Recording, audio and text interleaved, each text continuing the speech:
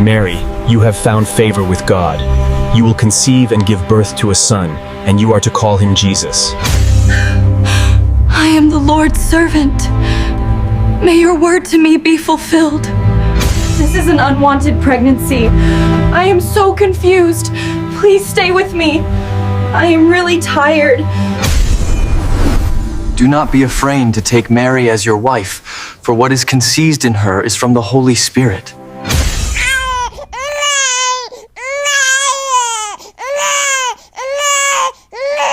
Behold, before the throne stands Mary, the mother of Jesus. She has lived right all her life, but men bow where no bow was commanded. The Creator of heaven is ignored among millions of people. While she is exalted, she has become a symbol of devotion. That has replaced devotion to God Himself, and millions have placed her where only God belongs. Generations have believed she is holy, without knowing about a hidden secret behind her life. Tonight, the truth is to be revealed. In addition to that, I do not come with rumors. I come with facts, for it is written in Mark 3:21. When his family heard about this, they went to take charge of him, for they said, "He is out of his mind." Even after the Holy Spirit, she needs to know that this child came for an assignment. She still tried to stop him, for it is written in Mark 9:42, "If anyone causes one of these little ones, those who believe in me, to stumble, it would be better for them if a large millstone were hung around their neck and they were thrown into the sea." From the moment he was born, kings hunted him, swords waited for him, crowds tried to stone him. I watched him grow up under constant danger. It is written in Gospel of Luke 2:51, "He went down with them and came to Nazareth, and was obedient to them." If heaven itself placed him under parental care, why do you now criminalize concern? When scripture says his family went to restrain him, it does not say we doubted his calling. It says we feared for his safety. Is fear the same as rebellion? I did not stand against God's will. I stood between my son and death, for as long as God allowed. Don't stand there speaking trash just to prove a point. You say you are protecting him, yet protection does not give permission to interfere with divine timing. The Holy Spirit told you exactly who he was, the kind of assignment he was coming to carry out. You did not respect that, yet when heaven moved, you tried to slow him down. It is written in Gospel of Matthew 12:48, "Who is my mother, and who are my brothers? Whoever does the will of my Father in heaven is my brother and sister and mother." He himself corrected the boundary you crossed. You stood among those who said, "He is out of his mind." And it is written in book of Isaiah 42:8, "My glory I will not give to another." Yet glory meant for God rests on your image across the earth, as many are now bowing down, serving you as their God. Do you think you deserve any single reward in heaven? Silence, you accuser of the brethren. Mary, daughter of faith, step forward. This judgment is not based on how men later treated your name, but on how you responded when heaven interrupted your life. You were not chosen because you were exalted. You were chosen because you were available. You carried a burden no human mind could fully understand. And yet, you did not abort destiny.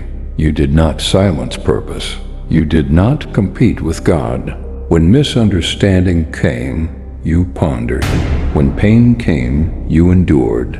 It is written in Gospel of Luke 2:19, "But Mary kept all these things and pondered them in her heart." Heaven calls that faith under pressure. You did not stop the mission. You did not hijack the calling. And when the work was finished, you did not build a throne for yourself. You returned to prayer. It is written in Acts of the Apostles 1:14. They all joined together constantly in prayer, along with the women and Mary, the mother of Jesus. Well done, good and faithful servant. Your soul has been weighed on the scale of eternity and found worthy. Enter into the rest prepared for those who believed, even when they did not fully understand.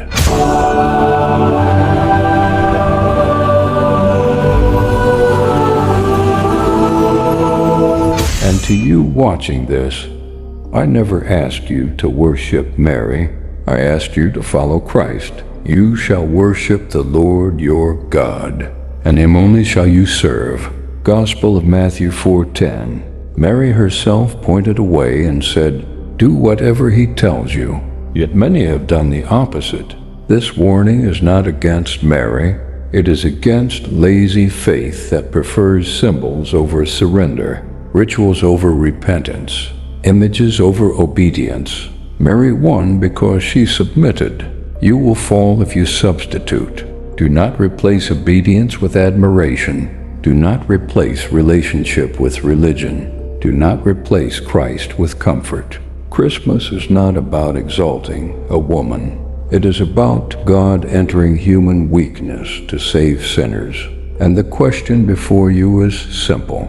Will you do what Mary did? Surrender your will. Or will you do what many have done? Surrender truth for tradition? Not everyone who says to me, "Lord, Lord," will enter the kingdom of heaven, but only the one who does the will of my Father. Many of you are losing battles, not because Satan is strong, but because obedience is weak. You fast, but won't forgive. You pray, but won't submit. You worship, but won't obey. You quote scripture, but resist correction. Mary shows you the way. God does not need your perfection. He needs your surrender. If you want to defeat Satan in your home, obey. If you want to defeat Satan in your calling, submit. If you want to defeat Satan in your destiny, stay faithful. Mary did not cast out demons, yet demons fled from her obedience. She did not chase Satan. Obedience chased him away, because heaven honors obedience, not excuses, not emotions, not misplaced devotion. The court is adjourned till the day you will face me. Eternity is watching you. Be careful. If you're not ashamed of me in public, comment, "Jesus, please open my eyes not to worship you wrongly." Like and share this message so the light of my word will reach more souls. Subscribe to this channel to continue hearing my true word. May my unending grace continue to see you through all the days of your life.